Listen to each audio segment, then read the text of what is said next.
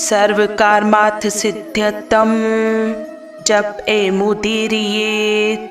ओम supreme बीजम शक्ति धृत पातु शिरो मे पवनात्मजाः क्रूम बीजात्मा नयानयोः पातु मां वानेश्वरः शं बीज रूपम करो मम मे सीता शोक विनाशनः। नमस्कार दोस्तों, स्वागत है आपका हमारे चैनल राधे कृष्ण वैदिक में।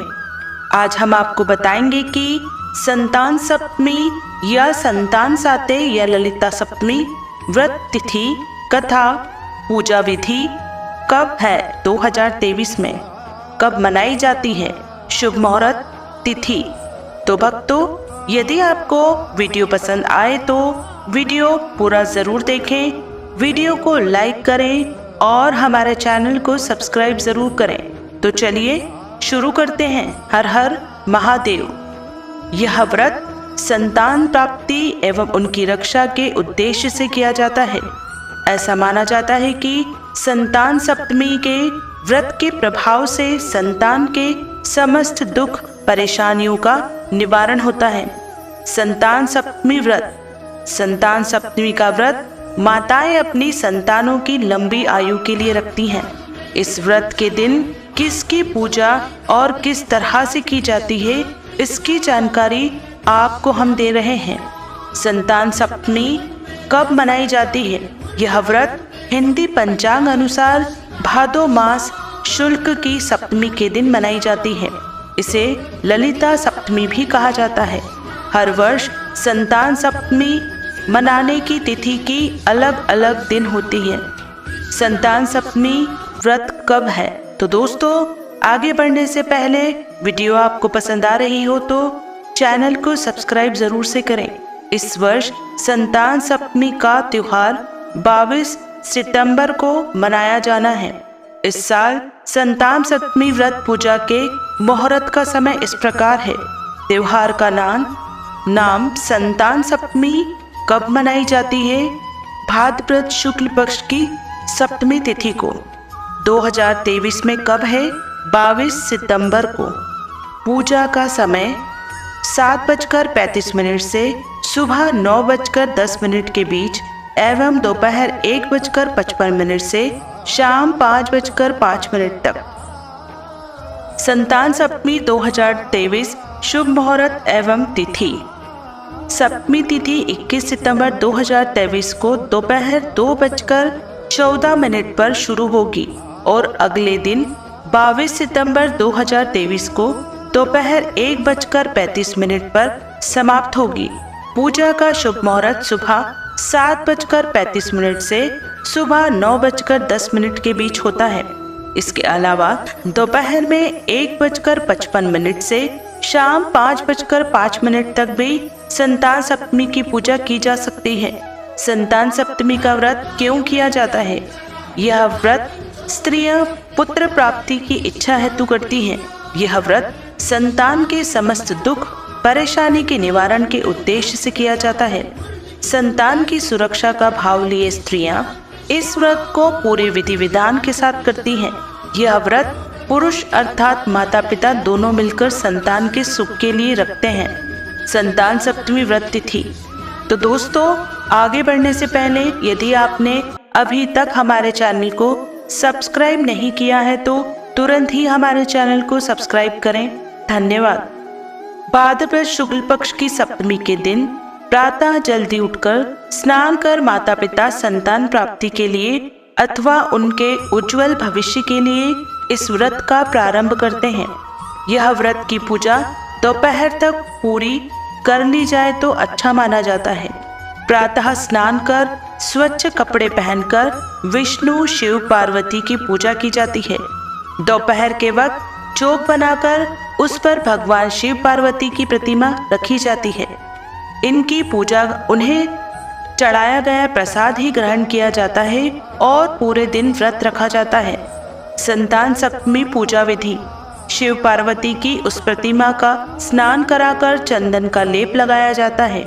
अक्षत, नारियल, सुपारी अर्पण की जाती है। दीप प्रज्वलित कर भोग लगाया जाता है। संतान की रक्षा का संकल्प लेकर भगवान शिव को डोरा बांधा जाता है। बाद में इस डोरे को अपनी संतान की कलाई में बांध दिया जाता है। इस दिन भोग में खीर पूरी का प्रसाद चढ़ाया जाता है। भोग में तुलसी का पत्ता रख उसे जल से 3 बार घुमाकर भगवान के सामने रखा जाता है। परिवारजनों के साथ मिलकर आरती की जाती है। भगवान के सामने मस्तक रख उनसे अपने मन की मुराद कही जाती है। बाद में उस भोग को प्रसाद स्वरूप सभी परिवारजनों एवं आस पड़ोस में वितरित किया जाता है। संतान सप्तमी व्रत कथा। पूजा के बाद कथा सुनने का महत्व सभी हिंदू व्रत में मिलता है। संतान सप्तमी व्रत की कथा पति पत्नी साथ मिलकर सुने तो अधिक प्रभावशाली माना जाता है। इस व्रत का उल्लेख श्री कृष्ण ने युधिष्ठिर के सामने किया था। उन्होंने बताया, यह व्रत करने का महत्व लोमेश ऋषि ने उनके माता पिता को बताया था।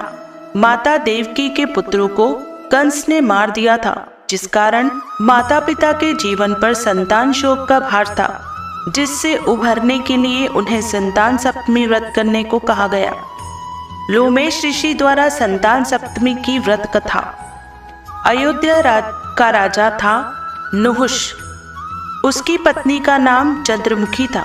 चंद्रमुखी की एक सहेली थी जिसका नाम रूपमती थी। वे नगर के ब्राह्मण की पत्नी थी। दोनों ही सखियों में बहुत प्रेम था। एक बार वे दोनों सरयू नदी के तट पर स्नान करने गई। वहाँ बहुत सी स्त्रियां संतान सप्तमी का व्रत कर रही थीं।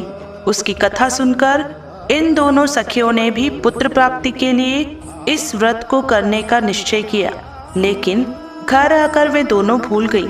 कुछ समय बाद दोनों की मृत्यु हो गई और दोनों ने पशु योनि में जन्म लिया। कई जन्मों के बाद दोनों ने मनुष्य योनि में जन्म लिया। इस जन्म में चंद्रवती का नाम ईश्वरी एवं रूपमती का नाम भूषणा था। ईश्वरी राजा की पत्नी एवं भूषणा ब्राह्मण की पत्नी थी। इस जन्म में भी दोनों में बहुत प्रेम था।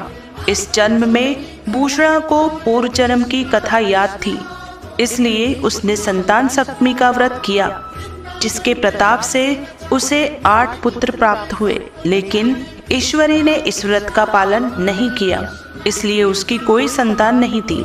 इस कारण उसे भूषणा ने ईर्ष्या होने लगी थी।